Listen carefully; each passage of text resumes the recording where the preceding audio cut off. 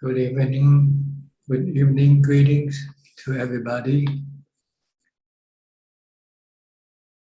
Welcome to another Zoom meeting. Everybody is welcome to join.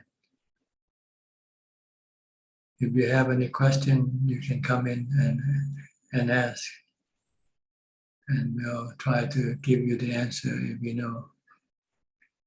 Okay. Felicia Chan, you're the first person. Good evening, Ajahn. I don't have question for today. Thank you very much. Sadhu, Okay. sadhu. I'll go to Yok Bay, your friend from New York. Good evening, Brother Ajahn. Yes, go ahead. You have any question? Yes, I do have question today. Two questions.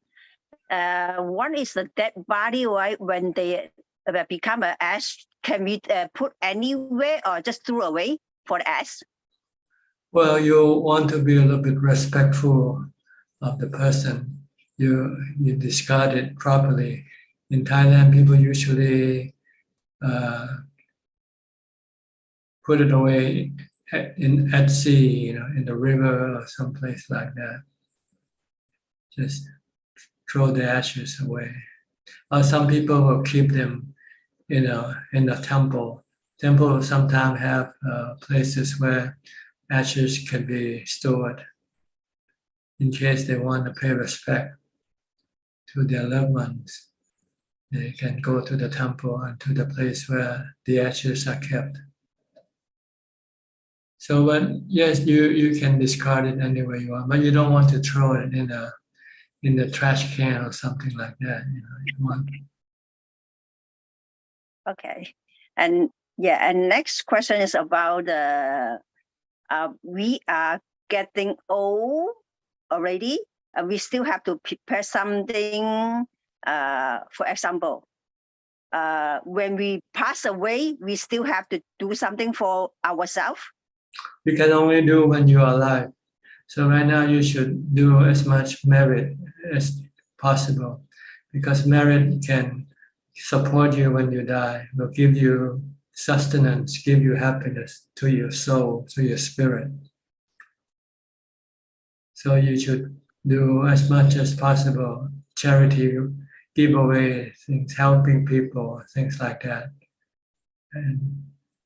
And also keep the precept, because breaking the precept can harm your soul, can harm your spirit. And if possible, purify your mind so that you don't have to come back and be born again. You'll be like the Buddha and his noble disciple if you could purify your mind. So Okay, this is what the Buddha said that we Buddhists should do while we're still alive. Avoiding doing bad karma, doing only good karma, and purify the mind. Because you cannot do it when you die. After you die, you cannot do anything. It's like going to sleep when you die. You can only bear the fruits of your karma. Okay, thank you. Okay, next, Mudita from Bangkok. Good evening,ท่านอาจารย์ I don't have questions today. Okay, Nanapat also from Bangkok. ค่ะท่านอาจารย์ today I have the question ค่ะ about the way to deal with the painful เวทนาค่ะท่านอาจารย์ I listen to your Thai Facebook live this afternoon. You mentioned that we have to separate to three objects. The first is body object, the second is เวทนา and the knowing element, the จิตตะค่ะท่านอาจารย์ if we use this way and we can stay with the painful, we can use it instead of Putto, right, ท่านอาจารย์ Yes, if you can see that you are the knower, you just watch the pain, watch the body. Since there's nothing you can do for them, then you have to just leave them alone. Leave the body alone, leave the pain alone. And if you can watch with equanimity, then you can live with the pain. You have no dukkha because you are not creating any cravings or desire for the pain to go away. The dukkha arises because you want the pain to go away, or want to move away the body away from, so move the body so the pain will go away. But this is not the way to deal with painful feelings, because if you move your body, maybe the painful feeling will disappear briefly, then it will come back again next time. But if you just leave the pain alone, leave the body alone, and they will eventually, the pain will eventually disappear by itself.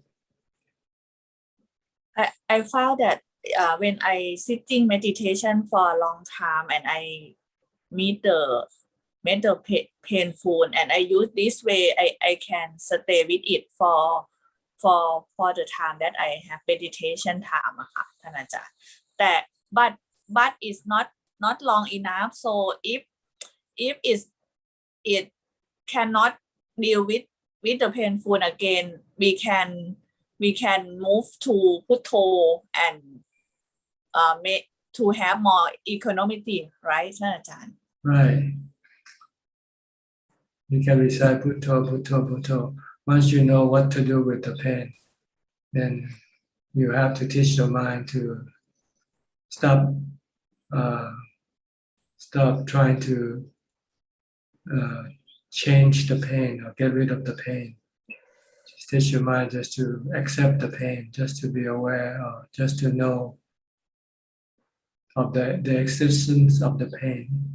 ค่ะ Then the mind will not create any dukkha. Okay. ค่ะ that's okay ค่ะท่านอาจารย์ Next, Billy from Indonesia. Good evening, Ajahn. Today I don't have any questions. Thank you. Okay. Om and Aim. Om and Aim from Pattaya. Hello, Ajahn. How are you both? We are very good. Okay. Where's your mom? Over here. Over there. Okay. When will you come and give food again? Not sure. Not sure, huh? Okay. You still go to school? Yes. Yes. Learn this week already. Okay. So you have to go to bed early, huh? Tomorrow you have to get up early to go to school. Yes. Yeah. Okay. Before you sleep, do some chanting, okay? Putto, putto, putto. Okay. All right? Then you'll sleep well and have good dreams. All right. All right? You have any question? No. Okay. Thank you for coming in. สวัสดีครับ Okay. Have a good night's sleep. ไปครับ Bye bye. Good night. สวัสดีด้วยค่ะ สวัสดีค่ะ Next, Karen from San Jose. Hi, Karen. Anything?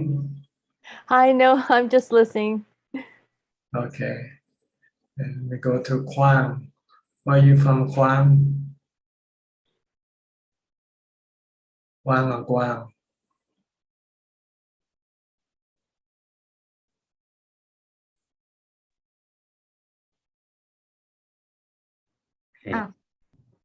Okay. Yes. Where are you from? I come from Phetchaburi. Phetchaburi. Yes. Okay. I Yeah. have a question. In every day, sometimes I feel confused. I want to concentrate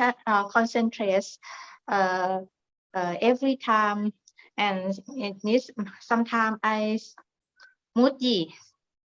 And when I want to know I I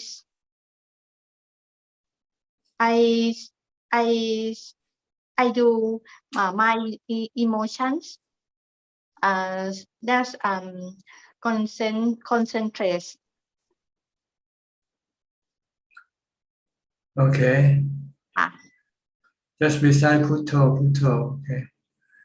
Putto, and Just keep reciting Putto, Putto. Yeah. And your mind will be calm and your emotion will disappear. I วิตกกังวลนะคะ จะพูดยังไงดี I think you have to come in tomorrow night. Okay. This is English. Yes. It's better you Okay. come to the Thai session tomorrow night. Then you can speak Thai. Okay. Okay, thank you. All right. All Next, right. Kok Seng from Singapore.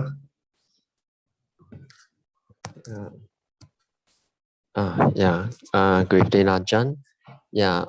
Tonight I'd like to state your clarification regarding the Buddha's teaching of the three characteristics of anicca, dukkha, and anatta with regards to our children. I will just use my own experience.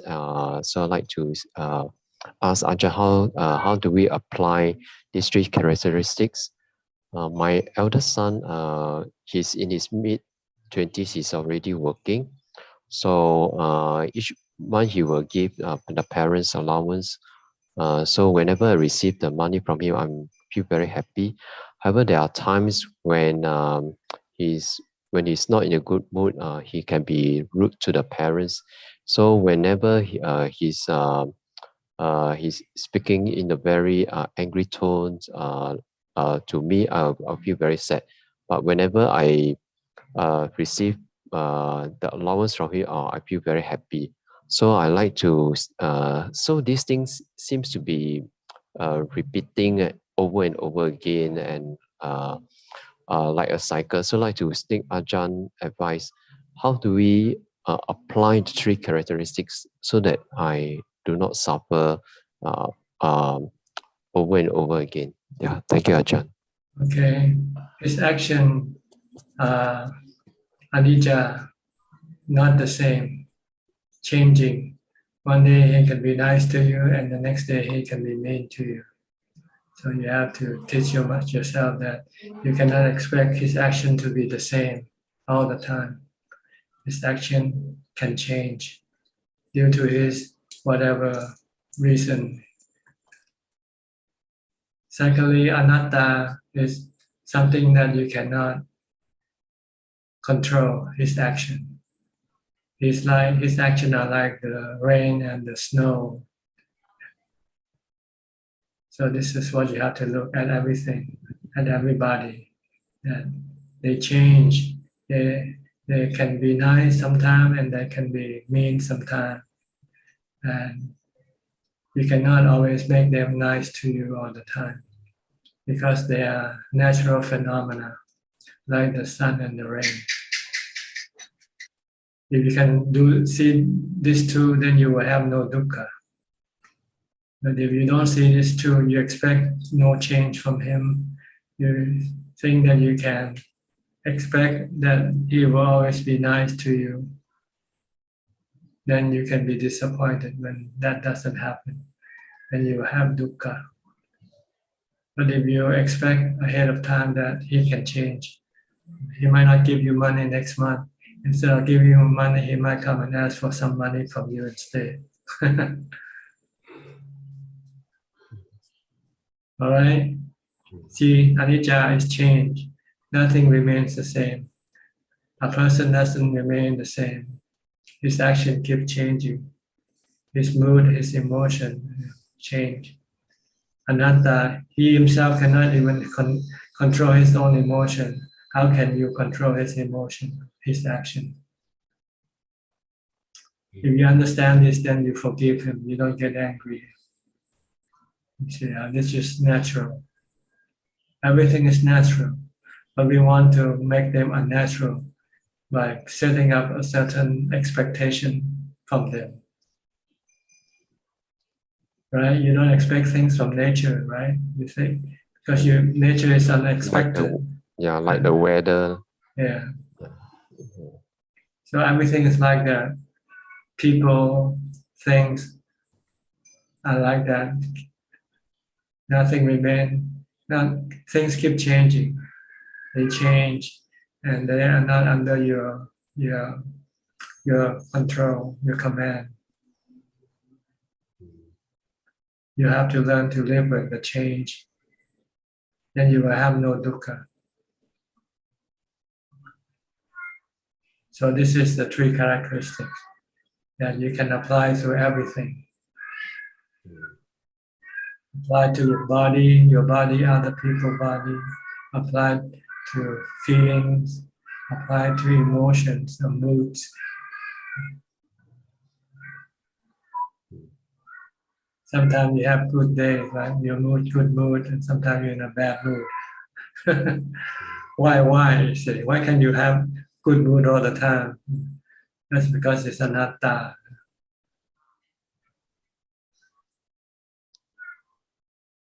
So you even if you have bad moods, but if you have wisdom, you see, this is anatta, then you have no dukkha. You just have to accept, okay, today I'm in a bad mood.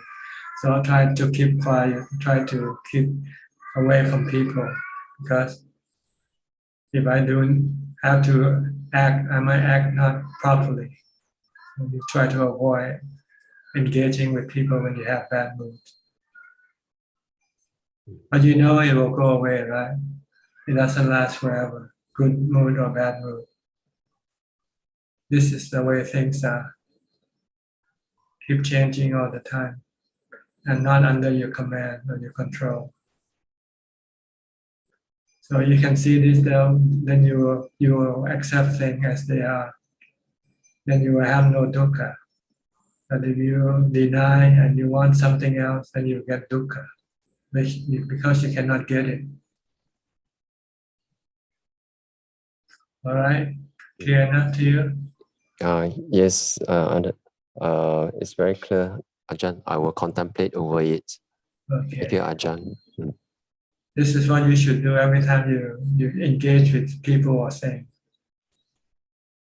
Then you will have no dukkha. Okay. Okay. Yeah. Thank you, Ajahn. Next, Anura from New Zealand. I'm sorry about the question you asked in the Q&A. I didn't read the sutta, so I can comment on what you asked. Can you hear me? Yeah, I can hear. Can you hear me, Ajahn? Yeah, okay. Yeah, okay. Thank you. Thank you, Ajahn. How are you? Ajahn, I have a question on meditation. Okay. Yeah, when I do the meditation, so I can, it's getting better, so I can keep calm, either watching my breath or reciting Buddha. And I can see that, yeah, my body is like a separate entity, or whenever I have painful feeling, I think I can ignore, just aware. There's I ignore that and continue. So it's peaceful, but suddenly I get, yeah, this is my body, this is mine, this is me. So I get this, I was able to separate myself from the body, but it doesn't last that long. It always comes back to that same old, yeah, this me and my job, my work, my life, that sort of the thoughts. So is could you please recommend some sort of approach so that I can apply? Well, you have to argue with it. Every time you think that it is you, then you say the Buddha said it is not. Yeah. And you just have to argue with yourself. Right. That's all. Use the truth. The truth is the body is just a natural phenomenon. Yeah. Made up of the 4 elements. Mm. And everything, the feeling also natural phenomena. They come and go due to certain conditions, Mm. which are not under your control. So you have to constantly teach yourself this. That there is no self. Everything in this world is made up of the 6 elements, combination of the 6 or the 5 elements, or the 4 elements. Each element existing alone in themselves, like water. This is water element. The earth, when it exists alone by itself, it's just earth, soil.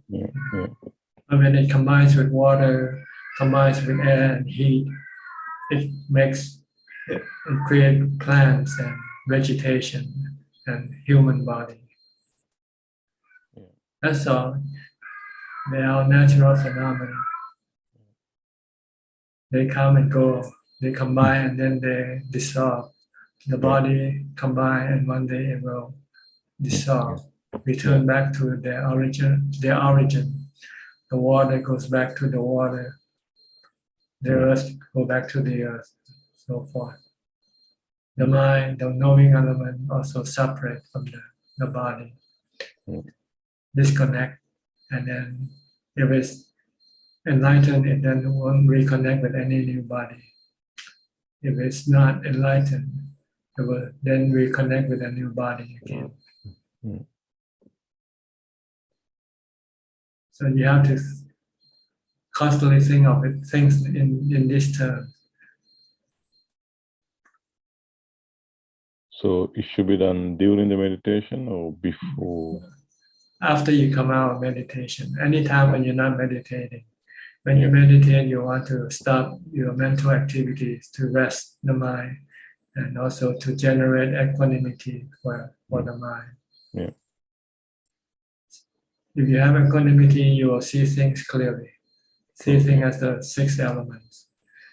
But if you have no equanimity, then your delusion will cloud your mind to think, oh, this is mine, this is me. So you have to be watchful of your thought. Whenever you start to think this is mine or me or myself, then say, oh, this is wrong. These are just the 6 elements, the 4 elements, or the 5 elements, whichever the case may be.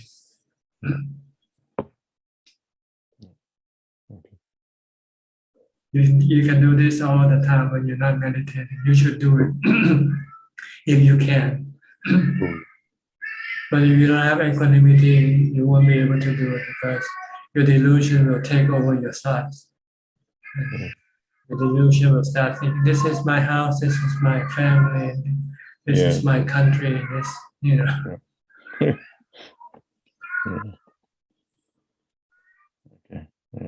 So you need equanimity first, then you can then direct your mind to think in terms of the natural phenomena.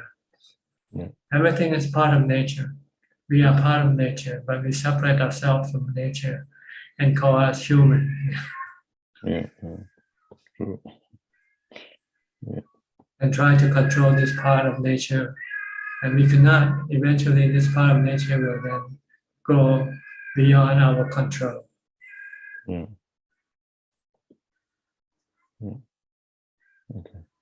Okay. Okay, thank you, Ajahn. Thank you. All right. Next, Brahmalai. นมัสการท่านพระอาจารย์ค่ะ Okay. So I would like to report to you.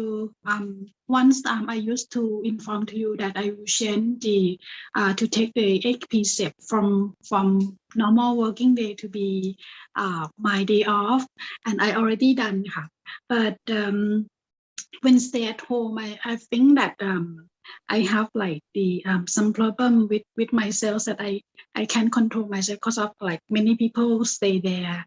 Sometimes I also saw the television, but when I think, oh, this is a time to take the meditation, this is a time to like listen Dhamma from you, that I immediately change. This is that should be how can I like force myself when I take meditation or 8 precept at my home.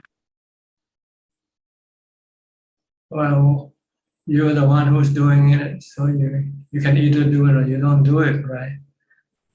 Right. You don't blame other people, you blame yourself. Oh, right. That's why I immediately think that, okay, we have to, I have to change myself, like to focus on the do meditation. Yeah. Huh. So you And- meditate instead of watching TV, you meditate. That this is a problem. I think that I will try myself to like develop for. That's on that. because your mind is still weak. See? You're still under the attraction of the sensual objects. So whenever you're near them, you feel attracted to them.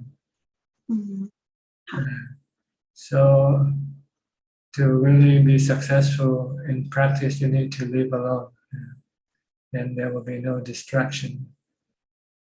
Should we find someday like to take leave in my normal work, like take vacation and stay at the temple. This is a good way for me, I think. It's good for everybody if you want to meditate. If you want to meditate and succeed, you need to be alone. Well, unless you have a strong mind, you can meditate in the middle of the ballroom or in the bar or something like that. Then you don't need to go to the temple.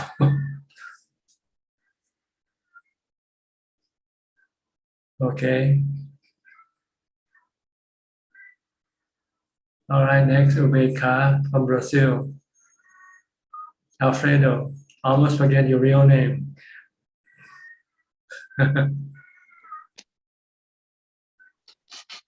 My real name, my Buddhist real name is Ananda. Ananda, okay. You're the Buddha's assistant, huh? Attendant. Yes. Okay. But now I'm only practice, not more assistant. Sati Okay. Sampajana. Okay. Four Noble Truth, hindrances, not react to the word. Okay. You still have Ubeka constantly in your mind? Yes, I try, Nabante. Okay. Because the knowing for me is the most important thing to our minds, Nabante. Just remain knowing. Don't react. Yes. Just know. When you see or hear something, just know. Don't react. Yes. If people say bad thing about you, don't react. Just let them say it. Just know. If they praise you, don't react either. Yes. Just know. No ego. Yeah, no ego. Just knowing. Yes. Good. You understand. You need Ubeka to do this. If you have no Ubeka, you will react right away as soon as you see or hear something. Yes.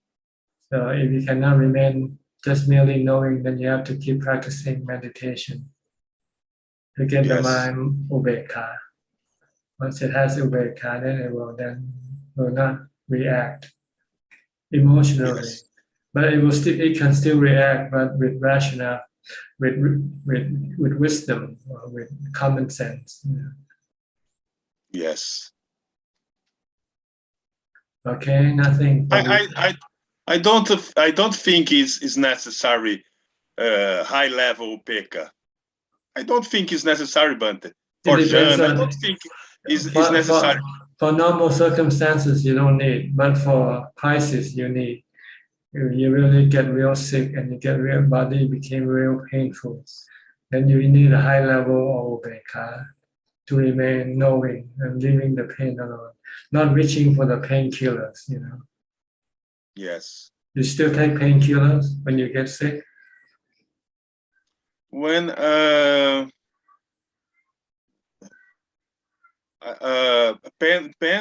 painkillers like paracetamol or things like that.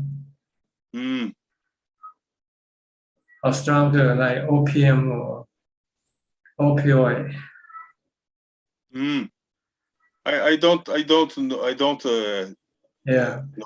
If you have Ubeka, you don't need to take this painkillers. Yes.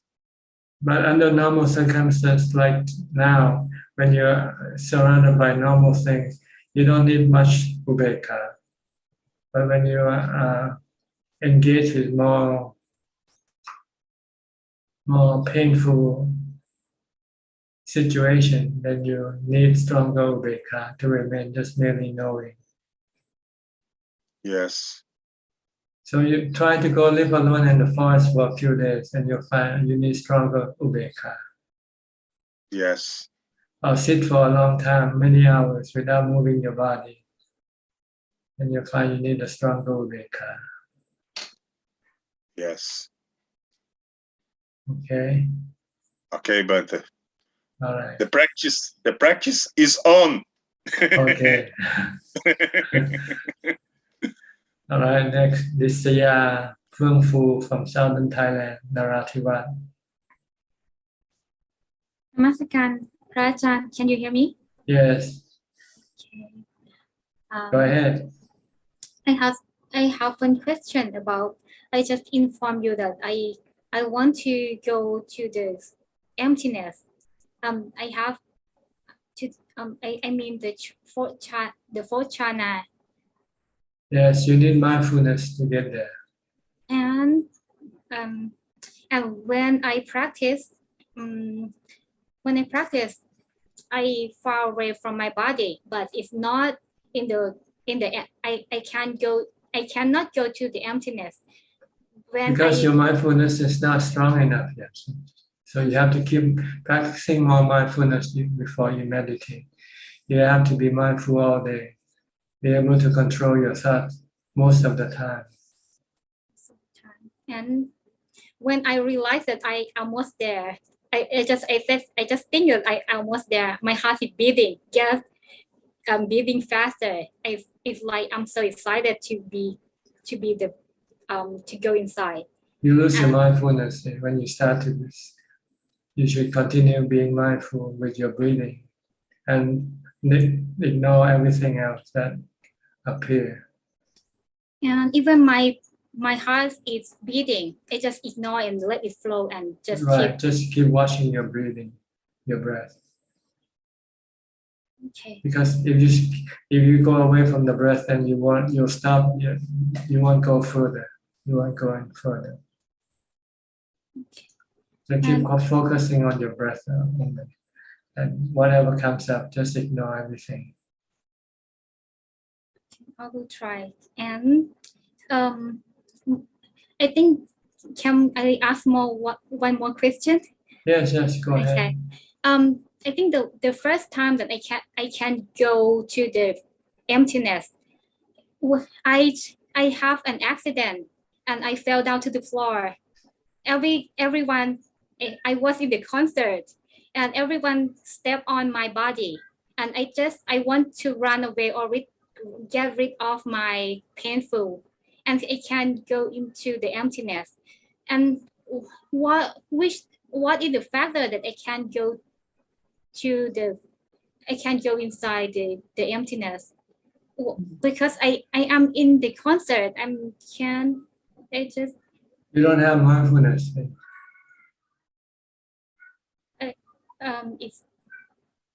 You didn't have mindfulness. You cannot recite Buddha. You cannot watch your breath. So you just have desire. This desire is not mindfulness. It's not. You mean if you want to go emptiness, then you should just leave the body alone and keep reciting Buddha. If you cannot watch your breath, then you can go into emptiness. In the time I chanting Buddha in the time, and I think I can go into. I can have the mindfulness and go into the empty, into the space in that space. Yes, if you keep reciting, it will get you there. Yeah. And what is the factor that I can go to? Because I'm not. You don't have mindfulness. You have desire. The desire is the factor that causes you not to able to enter into emptiness. You have to stop your desire.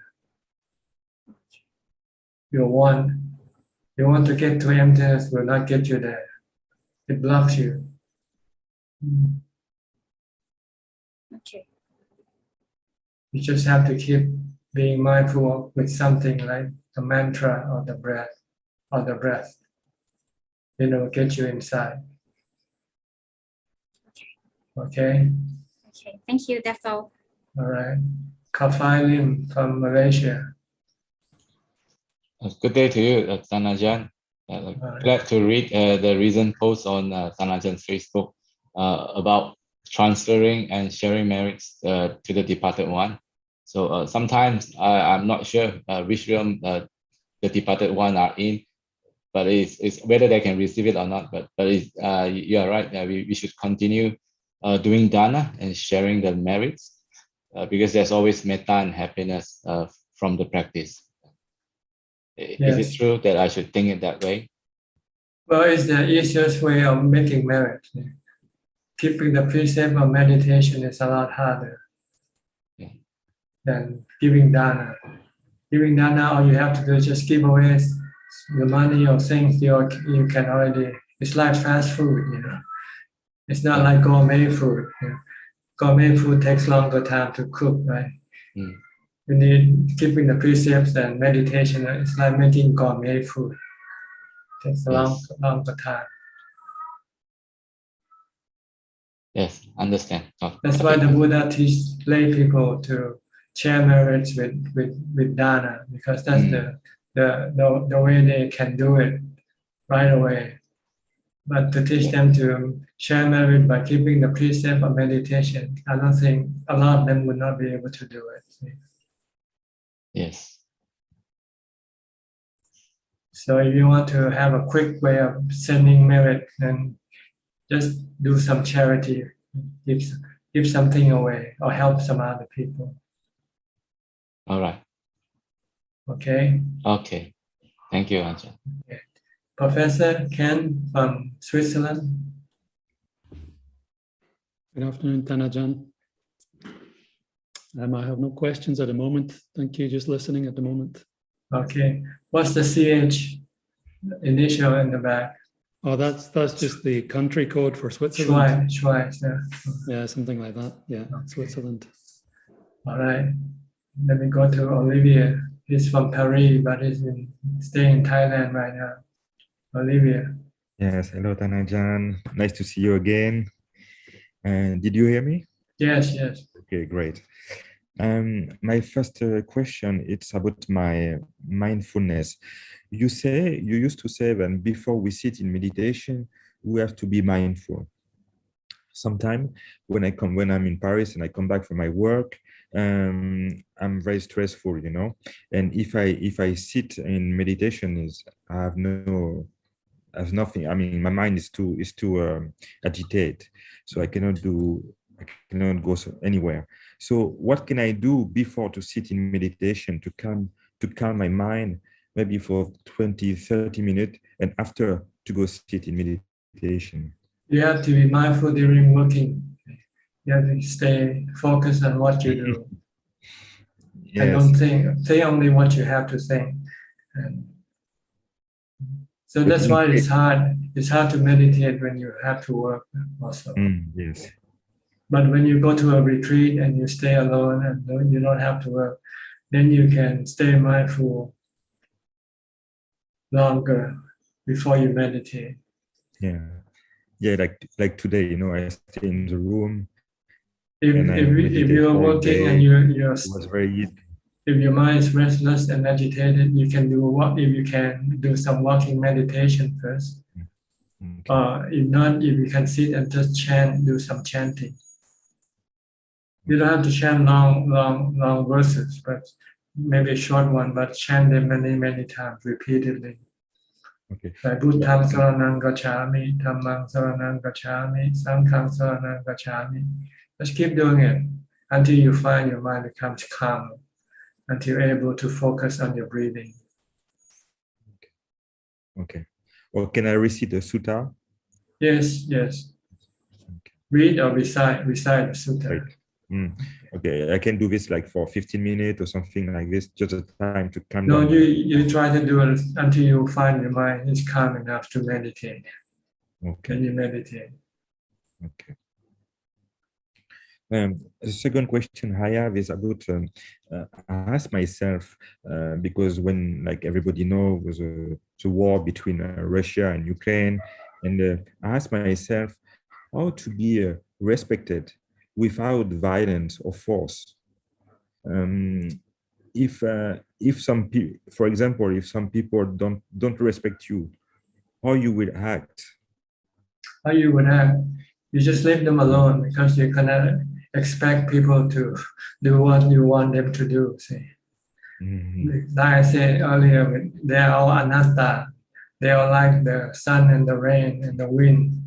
You cannot expect the sun and the rain to do things the way you want them to do, right? So if we think this way, it means like Ukrainian people, we have to let Russian go in and do nothing, or what's a good answer when people attack? Well, you have to measure the consequence of your action, whether it will bring peace or not, or reduce the amount of destruction or not. But if you engage and you are creating more destruction and more strife, then it's better not to engage, right? Yeah. So this is you have to consider before every time you do something. Once you have done this, will this action bring more benefits or more harm to you and to other people? But sometimes people are stubborn. See? Sometimes you just have to accept that, okay, if you're being bullied by somebody bigger than you, and there's no way that you can beat the person that's bullying you, the best way is to accept defeat and say, okay, and then things will stop, right? And maybe you try to build up yourself to become stronger the next time. And then when you feel you're stronger, then you can then maybe fight with the bully again next time. But right now, if you're weaker, why be stubborn and continue on fighting and keep the destruction more widespread? Why not just accept that, okay, your neighbor is bigger than you. So you just have to accept what your neighbor wants you to do. If he wants you to lower the stereo, okay, we'll lower the stereo. But then you try to go build yourself up to become stronger. Then when you think you're stronger, then you can go bully your neighbor next time.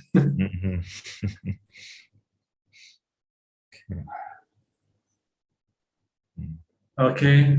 Okay. Sometimes we have to accept this fact. People like to bully other people, maybe out of fear that if they don't bully us now, we might be too strong, and then we will bully them later on. Yeah. Sure. And the last question I want to ask you is, before you speaking about UPK, can you explain me how to make in practice UPK? You have to have it. You have to meditate until you get to fourth jhana, then you have UPK. When the mind becomes merely knowing, no reaction, no emotional reaction, no love, no hate. When you hear something you don't love or you don't hate, somebody say something nice, you don't love that somebody. When somebody says something bad to you, you don't hate that body. You just merely know that it is that person's action, not your action. And his action is not something you cannot do anything about. Then you just leave those actions alone. Just merely know, without having to react to those actions. And it's our goal, right? Yes, that's right. When we meditate, we will build up this ubeka temporarily. And if we want it to be permanent, we have to use wisdom to see that things in this world is something that beyond our control. teach us to learn to accept things as they are. Then we can always remain ubekha, remain non-reactive. And we cannot use panya directly. We have to pass through jhana first. Yes, because jhana, wisdom without equanimity from jhana will you won't know what you're looking for anyway with wisdom. So. I don't know, maybe you can try it. If you can say, okay, this is ubekha, like the war in Ukraine, okay, this is anatta. This is another natural phenomena, like the eruption of the volcano. Can you look at it that way or not? Yes, I understand. Okay. Okay. Okay, thank you very much.ขอบคุณครับ ท่านอาจารย์ You can always join us anytime, every Tuesday night, okay? Thank you Wherever very you much. are. Thank you. All right. Next, Adeline and Philip from Malaysia. Good evening, Ajahn. I don't have any questions tonight, just listening in. Okay. Jessica, where are you now? Bangkok? Hello, Ajahn. Yes, I'm in Bangkok. I'm back at the condo. So I do have only one question for this evening. I just wanted to know how long does the out of meditation and during meditation, there is still the spaciousness feeling. How long does it usually last for? There's no fixed time. It's depend on the amount of time you spend in meditation in jhana. The longer you spend in jhana, then the longer it will last. Like the water you put in the refrigerator. The longer you keep it there, then the longer it will be cool, right? If you just put it in a few minutes, then it won't last just a few minutes. Yeah. Something like that.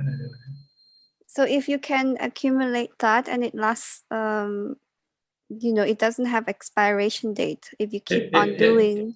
Yeah, you have to keep going back in to recharge your ubekha. Yes. But if you want to make it permanent without recharging, you use wisdom. When you come out, you use the three characteristics to stop your defilement. Because it's your defilement that is the one that causing your ubekha to dissipate. I've been feeling like this for the past, I believe, four months, and I'm just wondering, it's not even gone yet. It's like feeling like lightheaded, like stupid a bit, but it's not stupid. It's like there's nothing in the mind, Ajahn. But you might be deceived because there might be something much more subtle that you cannot detect. See? Okay. You might have some really subtle defilement running around behind you. The thought that you have this might also already be a form of deception already. So you have to be really careful and ask yourself, do you have any dissatisfaction during this time that you mentioned? If you have dissatisfaction, then that is not emptiness anymore. Okay. Okay, or if you have want or expectation, then that also are defilements.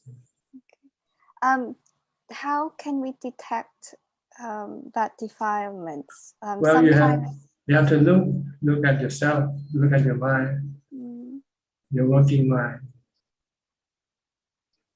Okay. Now you say you have emptiness, but you still want to go here and there. That's not emptiness already. You want, that's something. In real emptiness, you should have contentment.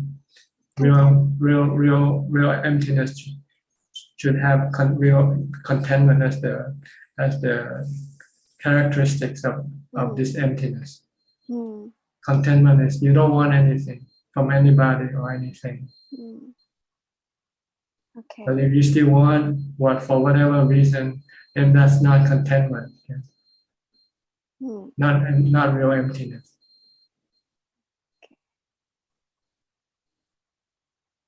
Okay, Ajahn. Thank you. That was my question for this evening. Okay. Next, Gavin from USA, Washington State. Hello, Ajahn. I have no questions today, just listening. Thank you. All right. Monica Chen from Malaysia. Good evening, Ajahn. How are you today? You know, I'm fine, right? That's why I'm here. Yeah, good. Actually, today I have two questions. One is I read Luanta Mahabua's book for Kamatana. He mentioned that we should recite Buddho, Dhammo, Sangho for 3 times before we start to meditate. Is there any reason or purpose to do this? Or just to remind us of the triple gem, our teachers. It can be either the Buddha or his Dhamma teaching or the noble disciples. They are our real teacher. So before we start to do anything, any practice, we should recollect our triple gem, our 3 teachers first, in case we forget. So in that case, should we also do it when we do walking meditation? It's up to you. It only takes just a few seconds, so it really doesn't matter. You don't have to. If you don't do it, there's no problem either. Okay. Actually, I tried it. I find that the mind is more alert. It's like there is a sense of discipline, like as if I'm going into something more serious. Good. Rather than. Good. Then if it's good for you, then use it. Yeah. I think it's a good reminder because I have never done that before. So when I go in, it's like I think it's maybe like a bit of hard-heartedness, lah. Like going to a formal function. Yes. True. Yeah. Not a casual activity. Yes, true. Okay. So the mind suddenly becomes more mindful. Become more mindful. Yeah, true. So then the second question is that this one is also his book on this Amata Dhamma, which I think translated by Ajahn yourself, where he said that we can learn the theory, pariyatti, but there is also the patipatti, the practice, but somehow these two always don't harmonize. So normally for beginners, how do we go about harmonizing these two? Well, you learn what you have to do. You don't have to learn the whole process. You're starting, you might just want to learn how to give dana first, and then you go give dana, and then you want to keep the precept, then you learn how to keep the precept. You can go do things step by step. You don't have to study the whole path and then start. Then before you start practicing, only study what you need to know. What you're gonna do. Right. So that means what we study, we try to straight away apply and see whether it is workable or not. And it produce any result or not. Whether you are doing it correctly or not, so forth. Okay. All right. Okay, I will try to follow step by step first because I think I find that I've been a bit impatient. So lately I go back to this parikamma meditation object, and somehow the mind can settle down better. Okay. Yeah. Okay. That's all I want to ask for today. Thank you, Ajahn. That's right. You're welcome. Evie from Indonesia.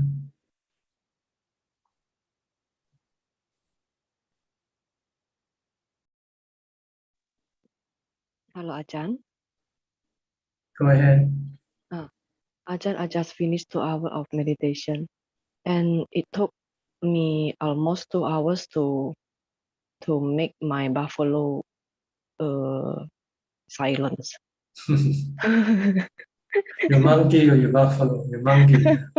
I said it buffalo because it was Stubborn, very huh? strong. Oh, Yeah, very strong and very stubborn. So I must use a rope very tightly to pull the buffalo to make it silent. That's because you didn't do it before you meditate. You didn't do meditation before you meditate. So when you meditate, you find it very hard to calm your mind. But if you maintain mindfulness before you meditate, then when you meditate, you find it much easier to calm your mind. Yeah. And when we meditate, we must using the relax, right? But if I must have a hard effort to tie this buffalo and have the sharp attention to watching the mind, it is no relaxed already, right? So what should I do? When you meditate, you're fighting, so you cannot expect relaxation while you fight.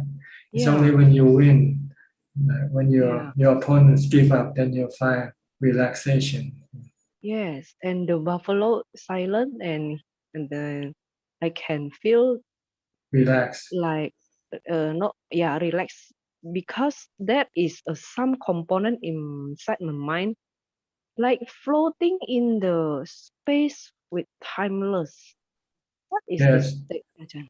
The mind is detached from the world of time and space.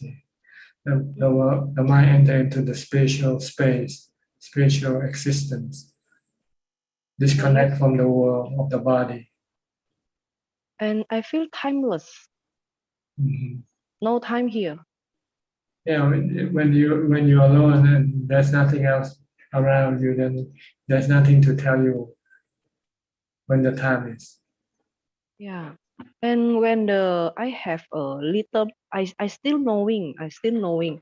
And when I have a little thing, what is this? The question comes up. I slowly wake up from this condition and be a normally again. I mean, out from this space and timeless condition. You're returning to the body.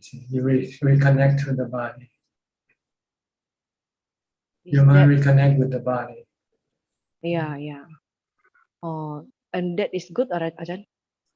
It's not good or bad. It's just a process of meditation. After you get into the space for a while, then it has to return back to the body, because the strength of your mindfulness has disappeared. So the strength of your defilement wants to reconnect to your body. So it pulls the mind back into the body again. Oh, so enter the space is good. Returning. Well, you feel good when you're in that space. Yeah, I like it. Okay, and that's. Yeah. Oh, so I must. But that is maybe accidentally lah. If I can fight and win the buffalo, I can enter this state. But then you can escape from dukkha. So when you're in that space, no dukkha can enter, right? Yes, then that is very comfortable. But you can only remain there temporarily. So your goal is try to make it permanent next time. Enter the space for permanently. Yeah. Must fighting with buffalo every day, every time, every time meditate. Yeah. And it took 2 hours, sometimes 3 hours. So Ajahn, not easy. All right. Anything else? And I feel now I am very happy to see people happy, Ajahn, because I feel. But before you feel bad when you see people happy. Yeah, I see people happy and just enough for me. I feel happy too. And I know, but before that, you were not happy when you see people happy. Yeah, sometimes we have like jealousy. Okay. Yeah, if I see people happy because they attain something or they got something, who is That is, I have no nothing. I can be a jealousy. When you're in the space, you have mudita, you have ubekha, you have loving kindness, you have metta and karuna. You have the 4 Brahma Vihara when you enter the space. Oh, yeah. But now, no meditation, I also feel happy. People have what I don't care. But it might not last. After a while, then you might start to become envious again. But I feel more better than before, Ajahn. So you should keep doing meditation. When you feel that you lose this, then you should return and meditate some more. Yeah, I do it every day. Okay, good. Okay, Ajahn. Thank you. Next, Kate Yenso from Penang. Okay. Hey, Ajahn. No question today. Yeah. You always have ubekha, seems like, right? Huh? Yeah. You have no dukkha, right? With anything or anybody. So far, so good, Ajahn. Okay, good. Once you have ubekha, you have no question. If you have no ubekha, you have question. Okay? Because ubekha is the answer to all question. Contentment. Once you have contentment, then there's no need to have anything or to know anything anymore. Yeah, Good. Stay like this forever. All right, next, Alvin, also from Malaysia. Good evening, Ajahn. I don't have any questions. Thank you. Okay, Sri and Chek from Vancouver, Canada.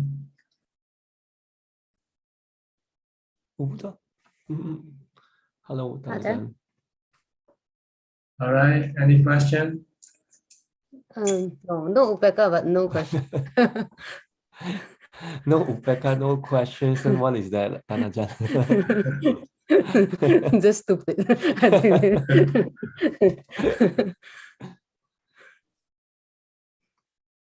Tan Ajahn, like in the Sutta, Buddha always say, like, one has suffering, then one go and seek the truth. What, like, in human life, is that because of a sensual desire that blinds us from seeing the suffering? Our delusion is the one that blocks our mind from seeing the truth of the Four Noble Truths. Our delusion, our defilement, prevent us from seeing the truth of the Four Noble Truths. So we have to stop the delusion, but first by meditation. When you meditate, you stop the delusion temporarily. And when you come out of meditation, your delusion will start to work again. Then you need to use wisdom to eliminate your delusion permanently. By thinking of anicca, dukkha, anatta, instead of thinking of the opposite, of niccang, sukkhang, anatta. See, with delusion, you'll think everything is sukha, right? My family is sukha, my money is sukha. But this is not true, right?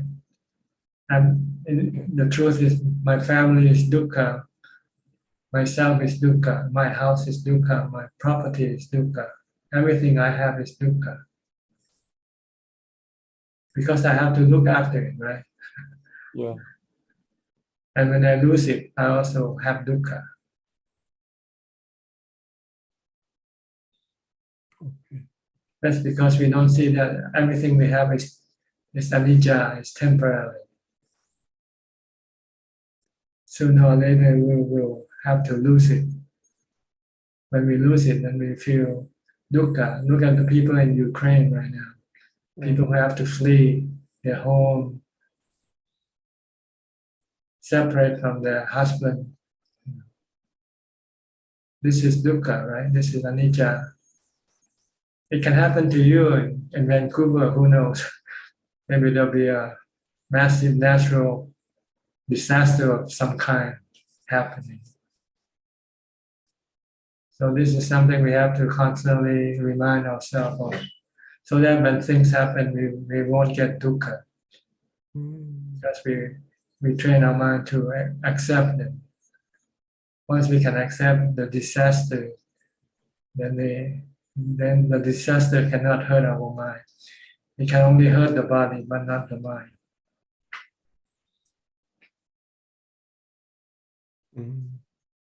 So Tanja, let's say like one didn't like go through this, but then he can go and pick up this to imagine, like, oh, if this happened. Well, imagine can give you a glimpse of the real thing, but you still don't know whether you can take it or not when real thing happen. When you lose someone you love, you can think, when you can look at somebody losing someone they love, you can feel the pain, but maybe not as intense when it really happened to you yourself.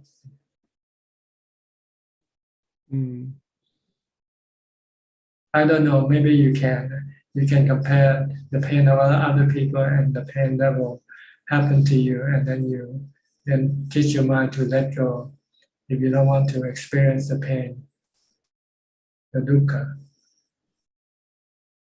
Oh. And when things happen to you, you say, okay, sanicca dukkha anatta.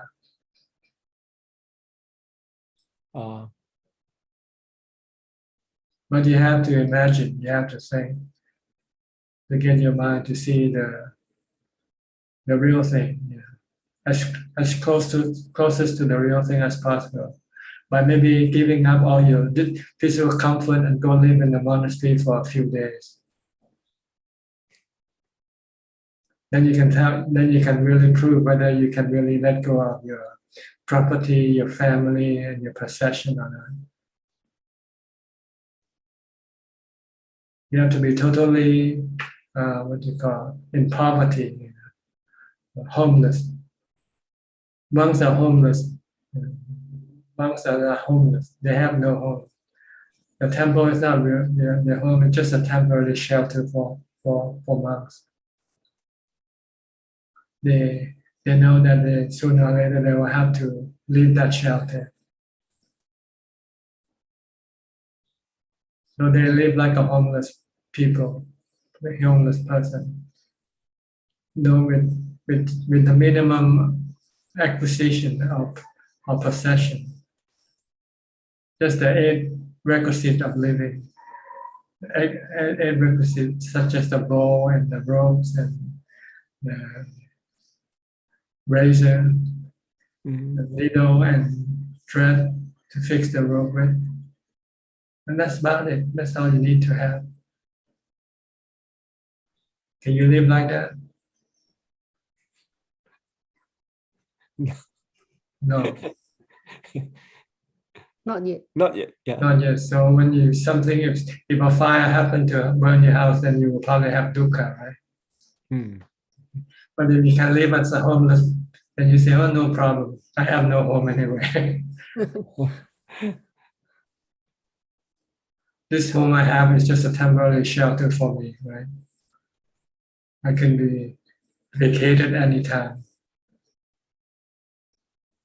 So this is what you have to constantly think of loss. Anicca is lost. That's what it means. You will lose everything sooner. Maybe not all at once, but you might lose one at a time, a few at a time. But eventually you lose everything, even your life, your body.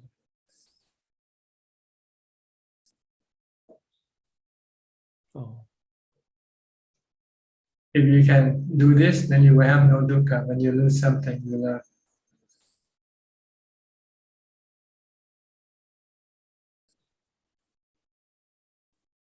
If you have contentment, if you have abhijato, then all these things doesn't matter. It's all for the body, really. Everything that we have physically, they're all for the body, not for the mind. What the mind needs is abhijato. And what can bring upekkha to the mind is mindfulness and wisdom. That's why we keep practicing mindfulness, and then we keep developing wisdom, anicca, dukkha, anatta. Then we will get permanent upekkha. And whatever we have, we know it's all temporary. One day, sooner or later, we will have to give it up.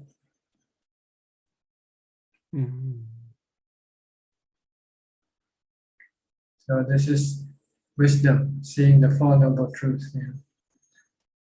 seeing the three characteristics of existence. Okay?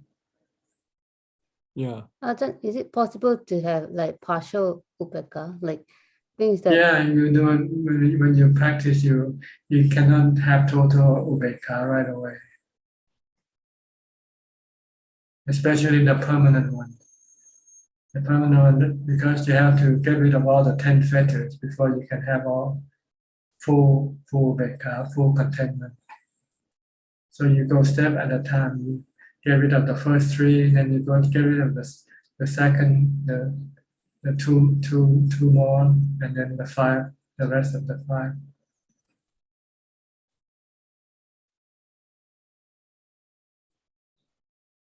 See, the Sotapanna can only get rid of the 3 fetters.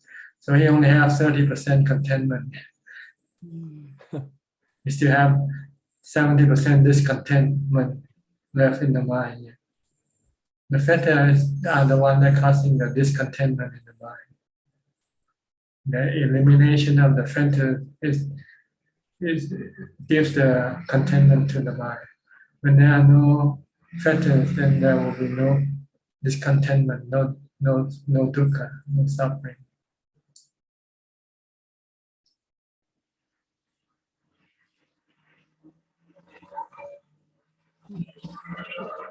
Even before getting rid of the fetter, Ajahn, like you have to get rid of the hindrances. Hindrance. The 5 hindrances, especially the sensual pleasure hindrances. Watching TV, drinking coffee, eating snacks, and all these things.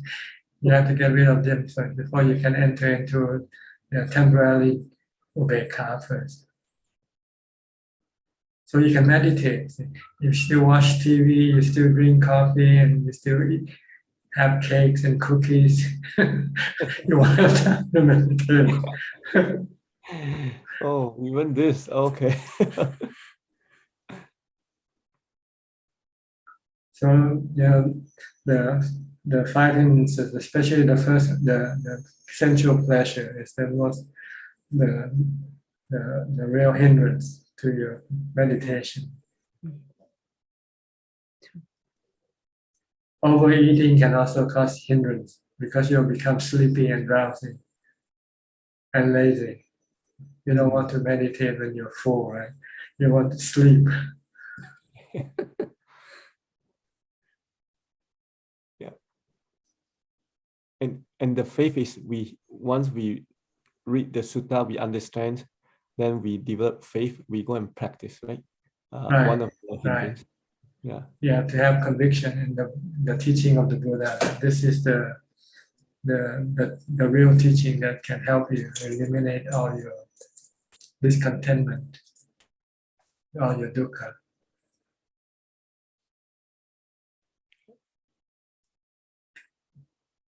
Okay. Thank you, Tanajan. Thank you, Ajahn. Johanna from Indonesia. Hello, Tanajan. I don't have upekkha right now, so I've got one question tonight. So Tanajan, based on a Coxswain question about the exchanging of pleasant feeling and sad feeling, I noticed that I tend to lose my mindfulness when I'm in a pleasant feelings. So when the sad feeling kicks in, it gives no notice, and so I become sad because I lose my happiness. So Tanajan, how to anchor our mind when we are in the pleasant feeling, Tanajan? Just tell yourself it's temporary. It's anicca. Sooner or later you will have to it will disappear. So if you know this, then you can stop your reaction toward this pleasant feeling by detach yourself away from the pleasant feeling and just remain just knowing the pleasant feeling without actually consuming it. Because you know it will disappear sooner or later. Yeah. If you're not consuming it, then when it disappears, it will not cause you any dukkha. Yeah. Because when I'm in a pleasant feeling, I tend to, that word consuming is the answer, I think, Ajahn. Yeah, don't consume. Yeah. Just merely watch. Just merely know that you have pleasant feeling arising, and knowing that it's only temporary. Sooner or later, it will disappear. Yeah. So once you know this, then when it disappears, it will cause you no sadness. Okay, Ajahn. Okay. Yeah. Thank you, All right. Ajahn. Next, Sarinton from Maryland, Silver Spring. Good evening, Ajahn. Listening to you is also like very inspiring. It's just making me feel like, I cannot stop practicing. So I just want to thank you for that. I got 2 questions today. Following the question from Monica regarding the reciting Buddho Dhammo Sangho before sitting meditation. I also sometimes thinking of thinking of hoping that this meditation is going to bring some enlightenment, and hoping it's like a wishful recital of Buddho Dhammo Sangho, and also saying this word. So I just want to know if this is just a gimmick for us as a practitioner to make our willpower stronger, or is that helping in any way? Well, maybe just a reminder that this is the goal that you want to get to. Even though it's never happening. But you have to know that it will only happen when you do the work, not just wishing it alone. Wishing it alone will not get you there. But by working at it, then you will get there. So it's actually like increasing our willpower, also like making our state to stay focused on what we are doing. Remind us that if you want this is what you have to do. Stay mindful. Stop thinking. And number 2, before the meditation, and then when I'm watching my the breath, and let's say before the breath is fading away, sometimes I feel the circulation inside the body, but it's like stronger in the stomach area instead of the breath. So before the breaths go away and I'm still reciting Buddho, Buddho, do I watch that strong like feeling in the stomach rather than the breath, because I cannot feel it? Actually, if you're reciting Buddho, just stay with Buddho, and don't worry about the breath or the other feelings. Okay, so just leave it alone after the Buddho after the feeling from the. Okay. Just stick with Buddho alone. It's good enough. Even though the feeling at the stomach is so strong. Yeah, don't pay attention to it. You want to stay focused on just one. When you start, you might need to like the breath and Buddho to get you stronger mindfulness. But once you have stronger mindfulness, then you can discard the breath and just stick to the Buddho alone. Okay, that's all the question I have for today. Thank you so much. Okay, see, maybe tomorrow night you come in again in the time. Today I'm so lucky today, Prajam, because normally I have a conference call today, but my boss canceled it, so I can come here to the Zoom meeting. Okay. I should see you again tomorrow. Thank you so much, Ka. Okay. Next, Belinda from Singapore. Hello, Ajahn. I think most of the questions have been answered. Thank you. Okay. Gary from Singapore also. Good evening, Ajahn. Ajahn, when I sit in meditation, sometimes I find myself frowning as I try to go through concentration. And is that something to be concerned about? Concerned about what? Can you repeat when I sit in meditation, sometimes I was told that I frown. I mean, my forehead, sometimes I frown when I'm in concentration. Oh, it doesn't matter. Once you meditate, forget about the body. Whatever happens to it, don't pay attention to it. It's not important. Just pay attention to your meditation object only. Okay, thank you. That's all I have. Okay. Sulan, also from Singapore. Oh, yeah. Hello, Ajahn. Yeah, nice to see you again. I started meditating, and then like for me, I feel like I meditated quite long already. I closed my eyes. Then when I open my eyes, it's only 7 minutes. Yeah. Don't worry about the time. Just worry about the concentration, the mindfulness. Stay with mindfulness. Doesn't matter how long you meditate, because the time doesn't indicate doesn't actually influence your result. What influences your result is your mindfulness. So just keep being mindful. That's all. Then you can sit longer with it. Okay. If you can only sit for a short, it means your mindfulness is not strong enough yet. So you should try to create more mindfulness. Okay. But like why do we feel like I meditate very long, but actually it's very short time? Your mind can deceive you, and what you're saying is that, and what reality is two different things. The mind was deceiving me. Yeah, because you want to sit long, so you think, oh, I have been sit for a long time. But when you check with the clock, and you say, oh, I want to sit for 7 minutes. Yeah, I think that doesn't matter how long you sit. It depends on the quality of your sitting. Whether when you sit, you are mindful and your mind becomes calm and peaceful or not. That's what you should be looking at instead of the clock. Okay. So if I don't use the clock, right, then I just sit.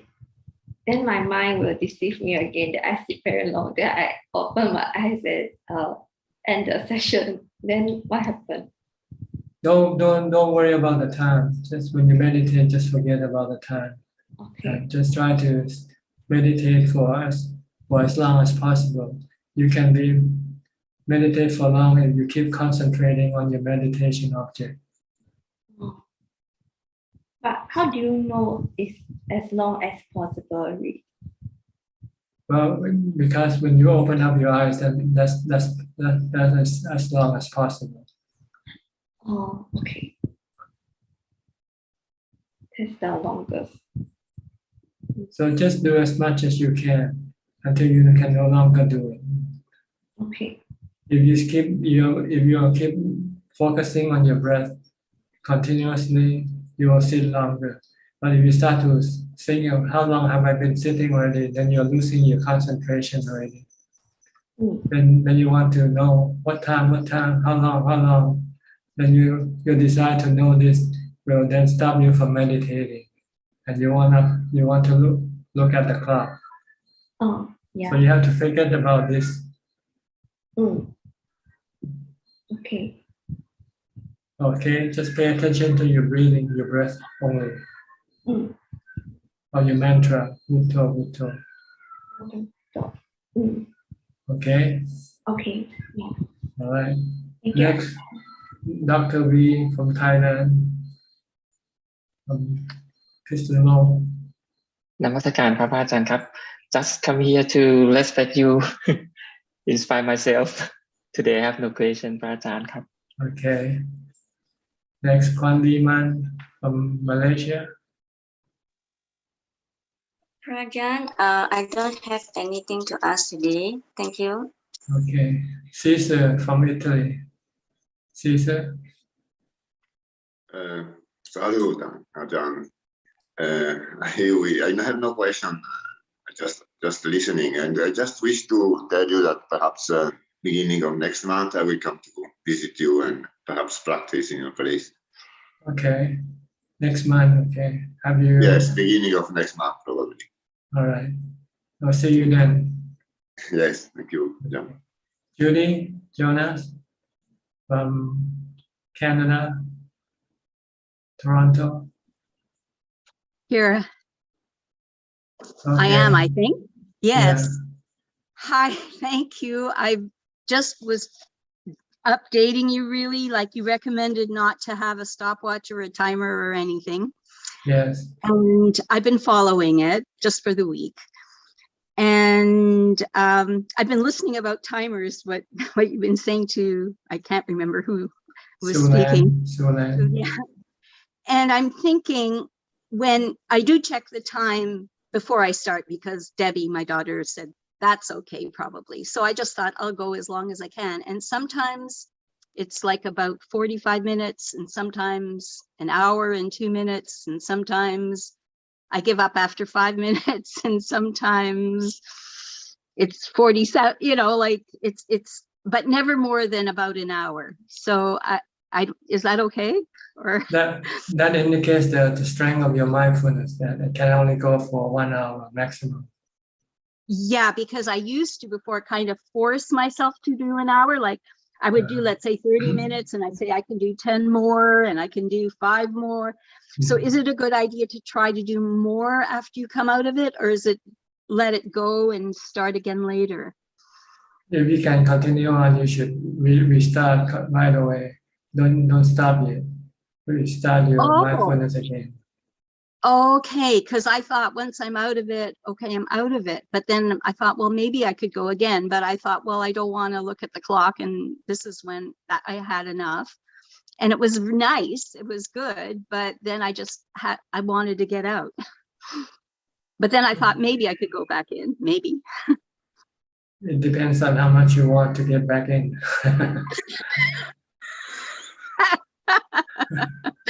Okay. The two ones are fighting each other. The one to get up and the one to continue will fighting against each other. It depends who wins. Okay. Because I'm not working, I don't have to go in right away. I can do other chores or do what I need to do and then go in again maybe a couple hours later. So I don't have to do it at a certain time. Good. So then continue on sitting. Okay. Okay, but it's never gone more than an hour and a couple minutes. Never. Like, but I could, it's okay. Like if I felt like I could do a few more minutes, like to add it on. Yeah, just keep adding it on as much as possible. Okay. Okay. But the real reason that you cannot go over this limit is because you're not practicing mindfulness when you're not meditating enough. Oh, I'm trying. See, I'm living in the winter in, Ontario, and I'm carrying my logs to the cabin and I don't want to fall, and I'm watching. I thought I'm mindful, but I guess I could be more mindful. Not just during that time, you should be mindful all the time. From the time you get up. As soon as you get up, start mindfulness first before you do anything else. Right. Okay, thank you. Then if you can do more mindfulness, then you will sit longer when you meditate. Oh, okay, because I'm more mindful than I used to be, because I don't want to fall on the ice. Yes. And then I guess when I'm washing dishes, and when I'm cooking, I'm cooking. Just keep doing it, and then you'll find that when you meditate, you can meditate longer. Okay, well, I'll keep doing that. Okay, thank you. So you don't worry about the clock now, right? You can throw the clock away. I check it to see when I start, and I kind of said, well, I'm not going to care how long it is. Okay. And just do it. But then I didn't know whether I should actually totally stop then, or I should go back in. That was my question. Yes, the goal is to go in as much as possible, as long as possible. Okay. All right. Thank you. You're welcome. Okay. Next. How are your daughters? Both of them, are they good? Oh yeah, and Naomi's in Thunder Bay and Northern Ontario, with off-grid meditating until I think March 24th. Okay. And I'm going back to Toronto tomorrow to babysit my Debbie's. children, my grandchildren, Debbie's children, so that she can go meditate for a week. Okay. So Okay. they're doing that. Yeah. Okay. Both Send of my them. greetings to them, okay? Oh, thank you. Thank you. I will. Thank you. All right. Bye-bye. Next, Sajal Ka from Silver Spring, Maryland also. Thank you, Tanajan. Today you actually touched on many things. It's kind of, forgive me for bringing this up, but that in a I don't know whether it's sarcastic way or not, but the homeless people are probably closer to the teaching than any one of us listening to you here, because they're halfway there without knowing it, right? So if I go ahead and tell them to be content, they'll probably kill me, right? I'm just kind of being in a funny way, but it's but if some of them actually come across the teaching, they actually may be surprised. That means that they are isn't it kind of in reality they are. So you don't know how they think or how they feel. Some might be happy with being homeless. Say, oh, it's better than working and paying taxes. Now I'm just sitting here. I'm just waiting for the soup kitchen to feed me or something like that.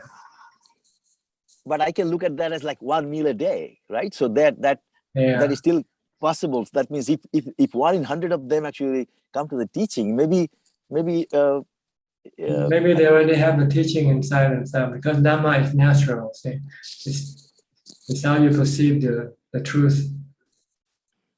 Some people might not need Buddhism because they have Buddhism within themselves already. They understand the truth of Anicca, Dukkha, Anatta, for instance. So they stop striving for possession and wealth and well-being, and they just try to learn to live day by day just to get by. As long as they're happy, that's the point, really. If they're not happy, then they don't have Buddhism in their heart, in their mind. But if they're happy and homeless, then they have Buddhism. Maybe not the brand Buddhism that we know of, but the natural Buddhism. That's beautiful. Thank you, teacher. Thank you. Okay, no question. No questions. Okay, Sarah Ang from Singapore. Namaskar, Long Po. Ajahn, I have quite a bit of questions actually. I don't mean to be challenging the teaching of mindfulness, but I have this trust issue, because many years ago when I don't know why, my mind was much purer. When I do meditation, it's very easy. I never had to do mindfulness, like it's easy to go into deep meditations. It was just easy. So now I feel that over the years it gets more and more difficult. I didn't get into deep meditation for many years already. As I know that the first thing is one thing, and then later on is a lot of fear also, because I feel that I'm alone. I don't know whether if I tense too much, it will become a totally other way around. So it was easy, very easy in the beginning, and then it becomes so difficult now that I have to do what the very almost very simple mindfulness. I don't find I have to force myself to do this. I can't get the joy out of this practice. I'm so sorry. Because you lost the mindfulness you used to have. So before, you used to have mindfulness and you find it easy to meditate. But then you don't continue, you don't keep up. So you lose it. So when you want to restart your meditation, then you'll find it much more difficult than before. See what So I I mean? have to, So you have to recreate more mindfulness before you meditate.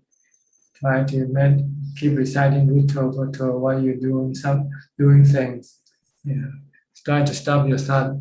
Try to bring your mind back into the present. Keep it focused on your body movement, for instance. yes. Then when you meditate, then you'll find it easier to meditate. Okay, I really hope that this practice will bring back to that kind of state. Like those states were so easy. Like even if I can even count how many thoughts I have in my mind, that was that easy. Yeah, that's because you have strong mindfulness then. See. But if you don't maintain it, you can lose your mindfulness gradually, slowly, without knowing it. Okay, so restart your mindfulness. From the time you get up, start reciting Buddha or start watching your body. Don't let your mind go away from the body or from the mantra. So it will eventually be able to build back. That's right. Just take time. You have to be patient because it takes many months and years for you to lose it, right? So it might take you a while before you can get it back also. Okay. Yes, Ajahn. All right. Yeah. Is that all the question for now? For now, thank you. Okay. Then we go to Oppo F3. Where are you from, Oppo? Can you hear me, Oppo? The gentleman with the Oppo name, Oppo F3. You're not responding. I don't think he can hear you. Okay. Can you hear me? If you want to ask questions, you have to unmute your microphone. Can you hear us? And then start talking.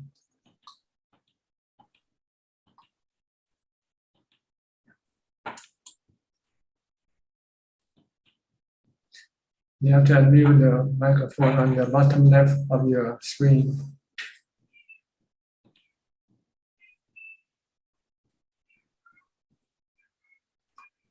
Well, let me go to Max first then. Okay, Max Silverberg. Where are you from, Max? Hi, John. Good to see you again. Long time, man. Yeah. I'm in Hollywood, Florida, in South Florida. Florida, okay. Any question today? Yes. So when I'm doing more intensive work that requires a lot of focus and effort,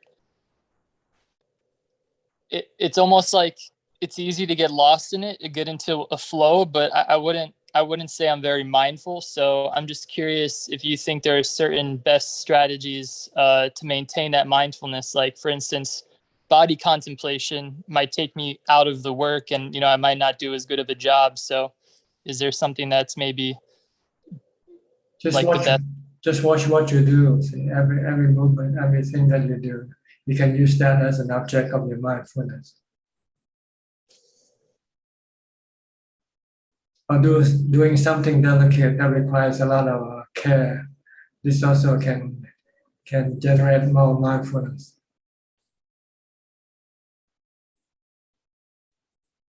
Okay, does this answer your question? Yes. Thank you. Okay, you've been meditating all this time? Yes, I just got back from Forest Dhamma with Ajahn Dick. I was there for a month. It was a phenomenal experience. Very, very happy I was able to go. How many people were there when you were there? So I think there's 6 monks and like a samanera, and then like 4 lay people and 1 mechi. I see. So it's quite quiet then. Quiet. Very quiet, a lot of solitude. And stillness.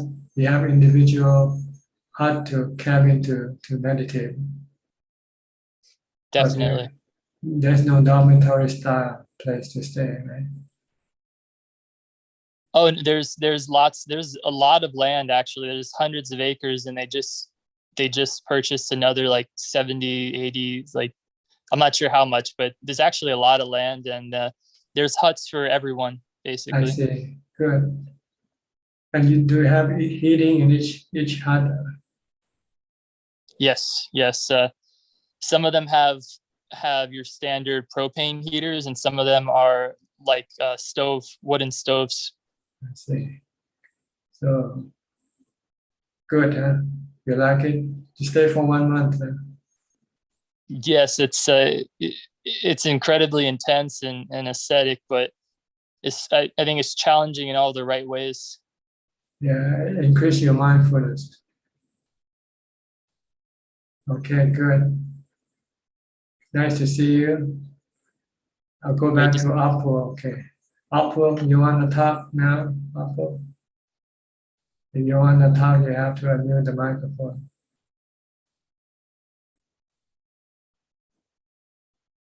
Okay, maybe not. We'll go to Joko. Joko from Indonesia. Namaskar, Ajahn. Yes, and I have two questions today. So when I learn meditation at first, I also learn about the meditation in daily life. So I do not know whether this means I bring the result of the practice during the sitting meditation to the daily life, or I can also be focused on doing my activities in my daily life. Is this also kind of practice meditation? Yes, you're doing mindfulness. You're developing Yes. mindfulness. For example, like when I join this meeting in this moment, like when there is a pause, when I listen to the meeting, I can also focus back to my breath. So is this also practice, Ajahn? Yes, as long as you are mindful of something, then you are practicing mindfulness. Yes. Thank you, Ajahn. And my second question is that several days ago, I don't know, I also learned that we cannot control what happened in our mind. So as a meditator, we just observe them as looking at the flowing water in the river. So anything comes to our mind, we just try to observe it without any reaction. But several days ago, when I see something that is part of my bad habit in the past, so probably I have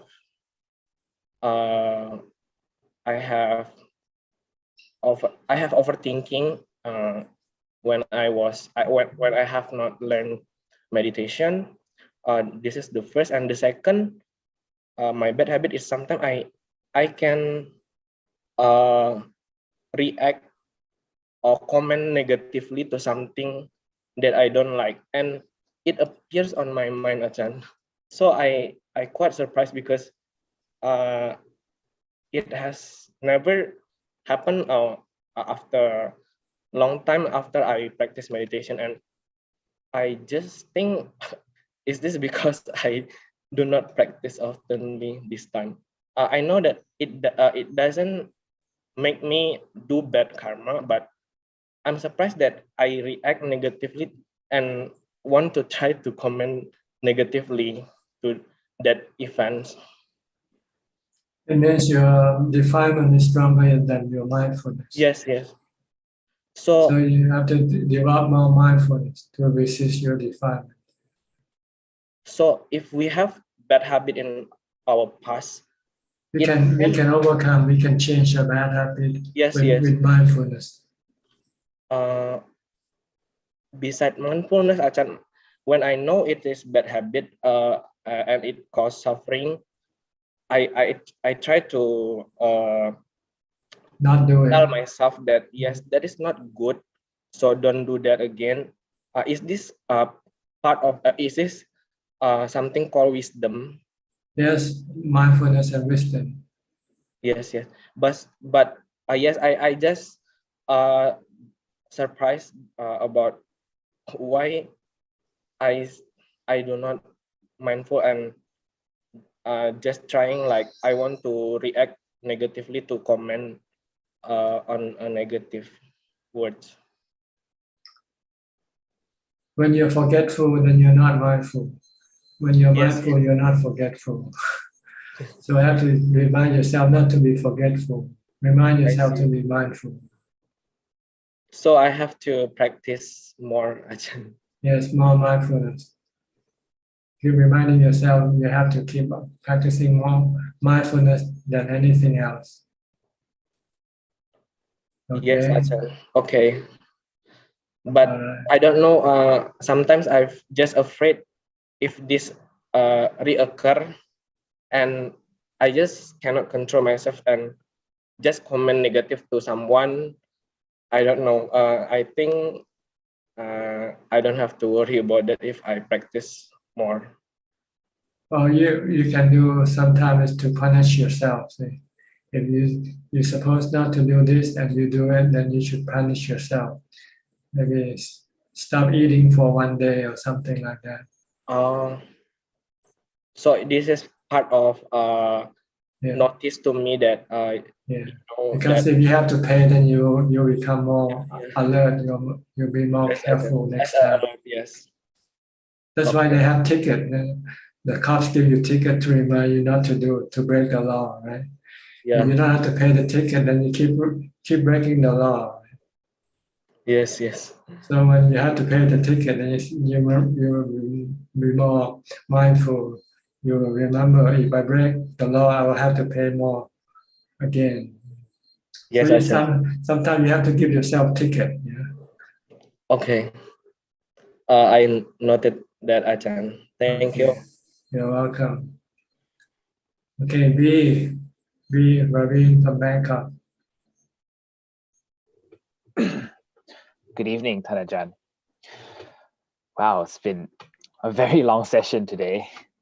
I had to rethink my questions a couple of times because they were already answered. So I still have two questions. So the first one is regarding the 4 foundations of mindfulness. I've been trying to practice more mindfulness, and I've tried with 3 of the 4. So mindfulness of the body, mindfulness of the Dhamma, and mindfulness of the feelings. But I don't quite understand the 4th one, mindfulness of the mind. Could Thanajan please explain what is it about and how do I practice that? The emotion in the mind, the changing nature of the mind. Sometimes you're happy, sometimes you're sad, sometimes you're restless, sometimes you're calm. This is mindfulness of the mind. But in real practice, you don't focus on this object. You only focus on the body for developing mindfulness. The other objects are for when you want to develop wisdom. But for developing mindfulness to get to jhana, you just be mindful of your body movement. Or when you sit, be mindful of your breath. But once you have jhana, you have equanimity, then you want to study the nature of the body, of the feeling, of the mind with the Dhamma that you have developed, which is mindfulness and wisdom. If you keep changing your object of mindfulness in order to, you won't get into jhana. Yeah. Feeling, body, contemplation, mind, the mind is not the object that you want to use as the object of your mindfulness. They are object of your contemplation, object of your wisdom.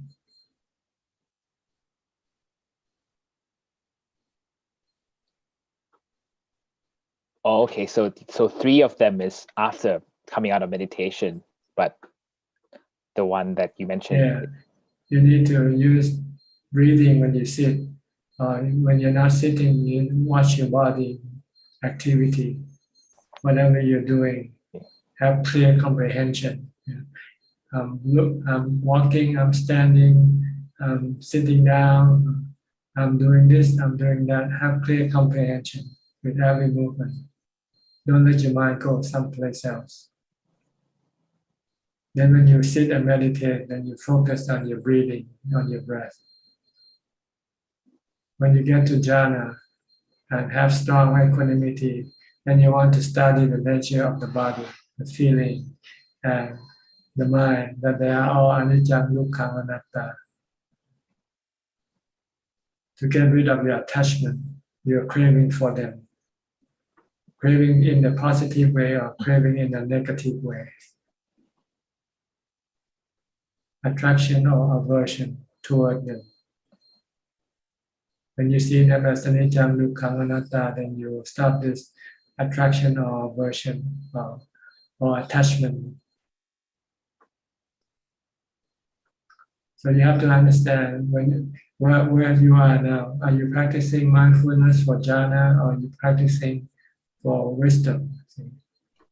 The wisdom, then you have to study the nature, the three characteristics, nature of the body, the feeling, and the mind.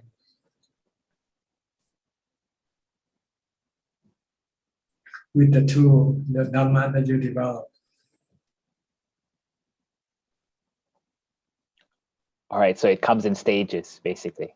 Oh yeah, this is like a complete manual that teaches you the three level of practices, the level of mindfulness, of samadhi, and of wisdom.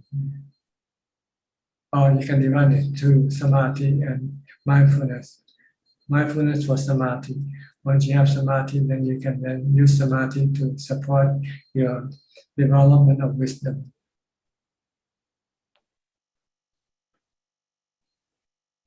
But when you read it, you don't understand. You don't know where to start. So you started all over the place. I'll try this and I'll try that. So you don't get you don't get to anywhere because you not do it correctly. Okay. Right. So we just have to be mindful of my actions, whatever I do when I get up to the time I go to bed. That's the mindfulness I need to develop. Yeah. When I'm not meditating. In order to get you into the jhana, to equanimity first. Once you have equanimity, then you can use equanimity to support your development of wisdom, to stop your attachment to all these objects, the body, the feelings, and the mind state, the mental state. So equanimity really is the key, isn't it? Because we tend to like to enjoy positive thoughts, positive feelings, but equanimity is really the long term that we want to maintain. To stop you from enjoying or hating something that you come into contact with. Neither enjoying or hating, neither liking or hating, just merely knowing. That's the goal of practice. Because when you're merely knowing, then there will be no dukkha. But as soon as you start to enjoy or you start to hate, then there will be dukkha. Because what you enjoy is temporary, it's anicca. When you lose your enjoyment, then you have dukkha. Or when you hate something, then you come across, you have dukkha also. That's true. It's like one of Newton's laws of motion. Every action has an equal and opposing reaction. So it's good to have no action, to not get a reaction. That's right. No dukkha. The mind, every time the mind usually it reacts with craving, with defilement. So it have dukkha. But once you become enlightened, you can react without defilement. You can act with sensibility or common sense. Then there will be no dukkha. All right. Yes, thank you, Thanajan. Okay. I think we have everybody more or less has the chance to ask questions. So we have about 6 minutes left. So we'll go to Facebook now. See if there's any question there. Yes, there are 3 questions from Facebook, Thanajan. First Okay. question from Ricardo. Thanajan, could you explain, please, what is Boran Dhammatthana? How do people practice it? Thank you. Boran. Dhammatthana. What is the word Boran? How do you spell it? Boran. This is what, a Pali word or a Thai word? I think it's a Thai word, and I found the meaning from the Google, and I will read it. In some texts, this is the refer to building a Buddha within the practitioner womb. The practitioner starts by cultivating states of concentration that give rise to nimitta, or internal experiences of light. In some cases, the practitioner trains herself to visualize a series of crystal bodies representing different levels of attainment. And this is the meaning of Boran Dhammatthana from Google, Thanajan. Well, I'm sorry, I don't know anything about it, so I cannot really answer this question. And next question from Yato. Namaste, Ajahn. When we are able to meditate calmly and feel happy, sometimes it also feels like empty. Is it jhana? And how do we know the jhana levels from first to fourth? Thank you. Well, you sometimes don't know when you meditate. Only after you finish meditation and you can then consult the text, the scripture, then you might find, oh, I was here before, I was here, so forth. But when you meditate, you don't know. You can only feel that you feel better and your mind becomes calmer and calmer until eventually it becomes still. When the mind becomes still, then you have reached the fourth jhana, still and have contentment. And last question from To Tang Peng. Dear Ajahn, is impermanent and emptiness the same? Thank you. No, emptiness means there's nothing. Impermanent means not constant. It's changing, impermanent, not permanent. That's all, Thanajan. Okay, we have about 3 more minutes left. Anybody in the room would like to ask some more questions? Please just raise your hand and unmute your microphone if you want to. Okay. Sulan first, huh? Okay, Sulan. Thank you, Ajahn. Yeah, I just have a question. Does having upekkha means that one becomes clinical? No, you have contentment. You're still normal in other way. You act more sensibly, more with common sense, not with emotion. Okay. So it doesn't mean that one is clinical. No. One doesn't become a robot. Okay. Yeah. You are full with compassion, full with metta, full with mudita also when you have upekkha. This 4 comes together when you get upekkha. You will become more friendly, you become more compassionate, and you become more appreciative of other people's happiness. Oh, okay. Thank you so much, Ajahn. Okay, but you don't react emotionally with love, hate, or fear. Yeah, thank you. I thought that having upekkha means that it means no love, no greed, no hate, no fear, no delusion. Okay, yeah. Thank you. All right. Yeah. Next, B again. B. Yes, Ajahn, just a quick question in regards to the first precept. Is it considered breaking the precept if we harm someone, or it's exclusively just for killing? It can be considered partial harm, partial breaking of the precept. You don't want to harm or hurt anybody physically. If you kill, then you're 100% breaking the precept. But if you torture the person and the person is still alive, but you're still more or less breaking the first precept, but not completely maybe, because the person is still alive. But maybe it's worse than being killed, when you torture that person. What if it was in self-defense? Is it still considered breaking the precept? Okay. You can only consider not breaking the precept when it's inadvertent, when it's accidental. Now you drive and suddenly a dog just came across your path and you couldn't stop, and you hit the dog. Then this is not considered breaking the precept, the first precept. not intentional? Non-intentional, inadvertent, accidental. All right. Thank you, Ajahn. All right. Okay, folks, I think that's about it for tonight. Unless anybody would like to ask any more questions. If not, we'll call this meeting to an end. Monica. Monica? Monica. Right. Okay, Monica. Yeah, okay. Let's say during the sitting, after some time, there's a lot of pain coming up. So when I tell the pain that, the body didn't complain, so the mind is still quite steady. But then I was thinking, maybe burn the body. But there's no fire.